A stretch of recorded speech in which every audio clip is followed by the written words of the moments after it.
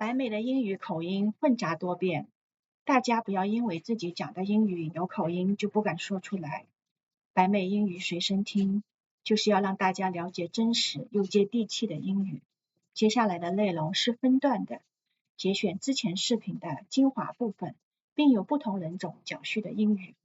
你可以选择跳着听，也可以按顺序听，但你只有单词和短句的提示，你必须用自己的耳朵听明白整句话的意思。如果没有听懂，可以反复多听几遍。I interviewed for the article, his name is Nazar. What happened to him is he was given this proposition by a realtor who was referred to him by a friend. The pitch is simple, as you described.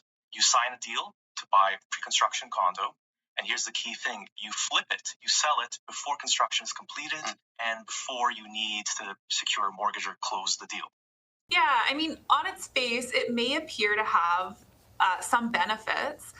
It could enable your child to assist with arranging for the maintenance and paying bills associated to the property, should you ever lose the ability to do so. And what also seems to be a very hot button issue right now is that it could help you avoid probate fees by putting your child on the title of your property. This case was right when he made this deal, the Bank of Canada kind of reversed its course and started raising interest rates.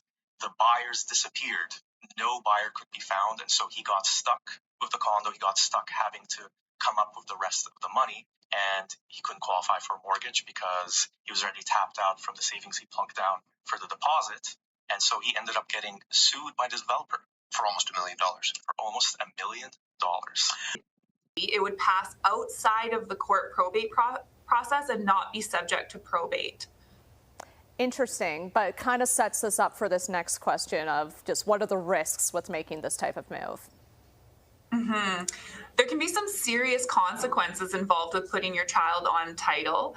Well, the city's plan to restrict demonstrations around institutions such as schools and hospitals is now sparking protests. Healthcare workers are rallying against the proposed bubble zone bylaw, saying it would limit their right to protest. Hospital staff like Jamie Lynn Hunt say the so-called bubble bylaw will put her rights and freedoms on the line. It's always important to have the ability to speak up for what is right, and those rights and freedoms should not be in any way eroded. The bylaw would ban demonstrations near schools, places of worship, and hospitals, which is often where healthcare workers protest. Hospital workers were deemed essential, so we can't strike. So protests are really one of the only tools that we have to be able to bring attention to underfunding and healthcare. The mayor supports the bylaw, but not all councillors agree. Such a bylaw would prevent hospital workers from having the only legitimate access they have to protest. The right to strike is fundamental in a unionized environment. It's the ability to reach an impasse. It's our inability to deliver homes that people can afford. So let's explain, what are these factors combining to make BC's condo sector untenable? The big one is interest rates and mortgages. They went from low numbers just 5 years ago to high heights into this year. That has brought increased carrying costs, stagnant price growth, and limits on equity building. The federal government says this is to address Canadians being priced out of housing markets in cities and towns across the country, while home builders complain the ban limits access to foreign capital that could help builders meet pre-sale thresholds and finance new construction. As condo inventory stacks up with sales essentially frozen, an ebb in demand is also being influenced by immigration to BC. The province says it's being driven by the federal government's Immigration Levels Plan, which calls for Canada to reduce temporary resident volumes to 5% of the country's population by the end of 2026.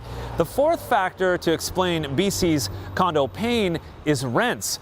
Condo investors, like those that snap up pre-sales, are hesitant now, because asking rents, despite still being high in places like Vancouver, aren't as high as they used to be, and they appear to be on the decline.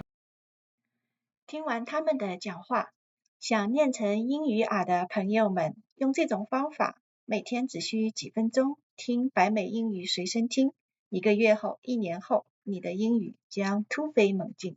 那么今天视频的内容就到这里了。我们下期见。